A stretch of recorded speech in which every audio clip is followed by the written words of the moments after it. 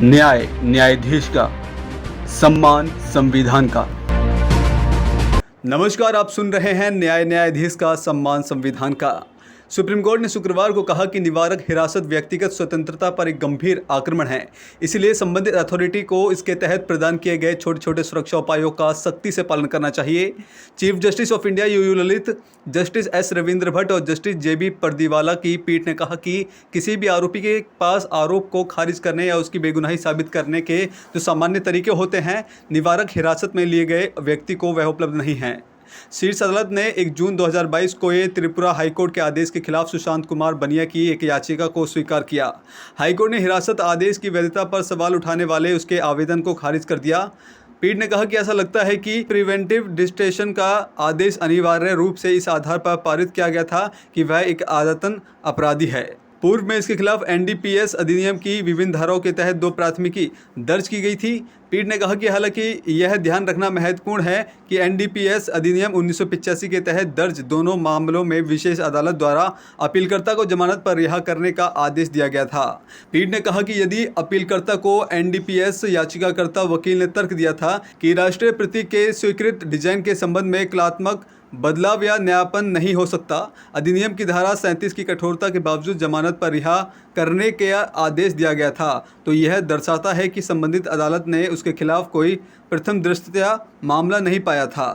Supreme court ने कहा कि सेंट्रल विस्टा प्रोजेक्ट के तहत निर्माणाधीन नए संसद भवन के ऊपर लगे राष्ट्रीय प्रतीक चिन्ह शेर भारत के राज्य प्रतीक अधिनियम 2005 का उल्लंघन नहीं करता।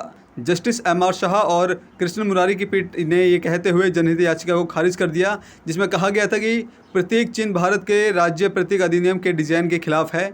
सुनवाई के दौरान याचिकाकर्ता की ओर से तर्क दिया गया था कि ये नए प्रतीक में शेर अधिक आक्रामक प्रतीक होता है। इस पर जस्टिस शाह ने कहा कि यह धारणा व्यक्ति के दिमाग पर निर्भर करता है।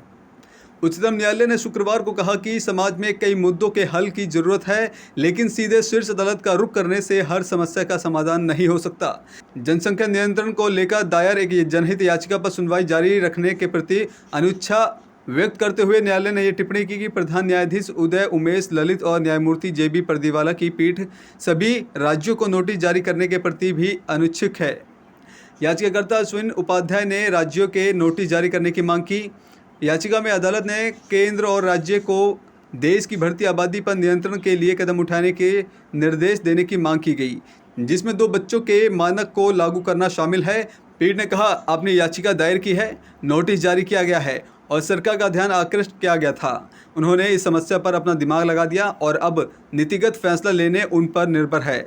हमारा काम खत्म हो गया, इसलिए हम याचिका पर पटापेक्ष कर देंगे। पीठ की यह टिप्पणी तब आई जब पेशे से अधिवक्ता उपाध्याय ने कहा कि चूंकि जनसंख्या का विषय संविधान की समवर्ती सूची के तहत आता है, इसलिए राज्य सरकार भी इस पर नियंत्रण के लिए कानून बना सकती है। इसी के आधार पर याचिकाकर्ता ने सभी राज्यों को नोटिस जारी करने की मांग की। प्रधान न्यायाधीश ने कहा कि हम इस तरह का नोटिस जारी नहीं करेंगे जब तक कि हम संतुष्ट नहीं हो जाते। प्रधान न्यायाधीश ने सवालिया लहजे में पूछा कि अदालत जनसंख्या नियंत्रण के मुद्दे पर कैसे राज्यों के लिए रिट जारी कर सकती है। पीठ ने कहा कि एक समाज में हमेशा कुछ ना कुछ विवाद रहते हैं, उन विवादों के समाधान की जरूरत होती है, इसलिए ऐसा नहीं हो सकता कि बिना समस्या वाला कोई समाज हो। पीठ ने कहा कि हर समस्या का समाधान अनुच्छेद 32 के तहत नहीं हो सकता। इस अनुच्छेद के तहत सीधे उच्चतम न्यायालय में जनहित याचिका दायर की जा सकती है। न्यायाधीश के इस एपिसोड में केवल इतना ही। देखते रहिए W2H न्यूज़ एक भारत। न्यायाधीश का सम्मान संविधान का।